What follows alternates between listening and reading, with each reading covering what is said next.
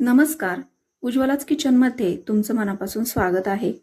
बऱ्याचदा काय होतं की इडलीचं पीठ हे जास्तीचं उरतं. मग या उरलेल्या पिठापासून तोच डोसा बनवण्यापेक्षा असा टोमॅटो डोसा बनवून बघा, तुम्हाला नक्की आवडेल. सोबतच आपण चटणी सुद्धा बनवणार आहोत. तर मग चला बनवूयात टोमॅटो डोसा. त्याआधी तुम्ही जर चॅनलला आत्तापर्यंत सबस्क्राईब केलं नसेल तर नक्की सबस्क्राईब करा. तर सुरुवातीला आपण चटणी बनवून घेऊयात. तर त्यासाठी एका मिक्सरच्या भांड्यामध्ये अर्धी वाटी भाजून घेतलेले शेंगदाणे घेतले आहेत. सोबतच पाव वाटी डाळ घालूयात. त्यानंतर 1 वाटी किसलेलं खोबरं, 4 ते 5 हिरवी मिरची, मुठभर कोथिंबीर, 1 चमचा मीठ किंवा चवीनुसार मीठ घालू शकता. सोबतच 1 चमचा साखर, थोडीशी चिंच आणि शेवटी अर्धा ग्लास पाणी घातलेलं आहे. आता हे मिक्सरमध्ये होईल तेवढं बारीक असं वाटून घ्यायचं आहे. साखरेमुळे चटणीची चव बॅलन्स होते म्हणून साखर घातलेली आहे. इथे तुम्ही चिंच घालण्याऐवजी 2 ते 3 चमचे दही सुद्धा घालू शकता. पाणी सुद्धा चटणीमध्ये घालताना जशी कन्सिस्टन्सी पाहिजे त्याप्रमाणे पाणी घालायचंय. आता ही वाटून घेतलेली चटणी एका बाउलमध्ये काढून घेतलेली आहे. आता या चटणीला मस्त अशी खमंग फोडणी करूयात. तर त्यासाठी एका कढल्यामध्ये 1 टेबलस्पून इतकं तेल चांगलं गरम करून घेतलेलं आहे. आता यामध्ये 1 चमचाभर मोहरी घातली. मोहरी चांगली तडतडू द्यायची. सोबतच 7 ते 8 कढीपत्त्याची पानं घातलेली आहेत आणि 2 लाल मिरची घातली. तर आता ही कडकडीत अशी खमंग फोडणी या चटणीवर घालूयात.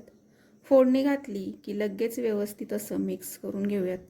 तर याची कन्सिस्टन्सी तुम्ही बघू शकता. डोशासोबत खाण्यासाठी एकदम परफेक्ट अशी कन्सिस्टन्सी आहे. आता डोसा बनवायला घेऊयात. तर त्यासाठी मिक्सरच्या भांड्यामध्ये 2 मोठे टोमॅटो चिरून घातले आहेत. सोबतच 2-3 लाल मिरची आणि 6 ते 7 लसूण पाकळ्या घातलेल्या आहेत. आता हे मिक्सरला पाणी न घालताच बारीक अशी पेस्ट करून घ्यायची आहे. आता हे उरलेलं इडलीचं पीठ जे आहे ते यामध्ये ही तयार करून घेतलेली पेस्ट घालायची आहे. सोबतच 1 चमचा मीठ आणि मुठभर कोथिंबीर घातली आहे. आता हे चांगलं एकजीव होईपर्यंत मिक्स करून घेऊयात. पिठाची कन्सिस्टन्सी डोसा बनवण्यासाठी जशी लागते तशीच ठेवायची आहे. तर आता गॅसवर पॅन ठेवून डोसा बनवायला घेऊयात. तर त्यासाठी पॅन तवा मध्यम असा गरम करून त्यावर 1 पळीभर डोशाचं बॅटर पसरवून घेऊयात. व्हिडिओमध्ये दाखवल्याप्रमाणे पातळ असं पीठ पसरवायचं आहे, म्हणजे डोसा हा छान असा क्रिस्पी होतो. त्यानंतर वरून थोडंसं सुकलं की चमचाभर तेल किंवा तुम्ही साजूक तूप सुद्धा सोडू शकता. मध्यम आचेवर साधारणतः 2 ते 3 मिनिटं लागतात डोसा चांगला कुरकुरीत होण्यासाठी.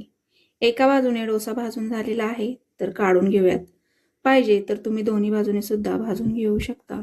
याच पद्धतीने मी सगळे डोसे बनवून घेतले आहेत. आवडत असेल तर तुम्ही थोडंसं चीज किसून घातलं तरी चालेल. तसा डोसा सुद्धा एकदम मस्त लागतो. तर तयार करून घेतलेल्या चटणीसोबत एकदम मस्त लागतो हा डोसा. तर एकदा बनवून बघा आणि आवडल्यास लाईक, शेअर, कमेंट नक्की करा.